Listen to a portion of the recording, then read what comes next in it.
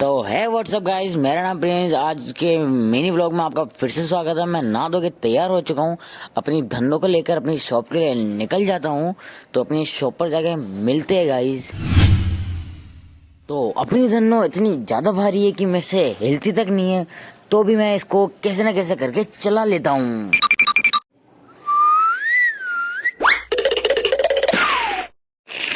तो आज तो धूप इतनी है, तो आज तो मैं वैसे काला हूँ और ज़्यादा काला हो जाऊँगा।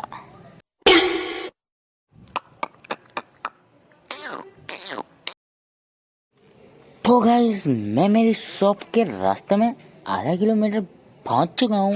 बस हम और पहुंचने वाले। तो मैं मेरी शॉप पर पहुंच चुका हूं, तो छुट्टी होते वक्त मिलते हैं। तो जैसा कि मैंने पिछले व्लॉग में बताया गया था, मेरी शॉप पर वीडियो बनाना अलाउ नहीं है, इसलिए मेरी छुट्टी हो चुकी है। मैं घर पे आ गया हूँ।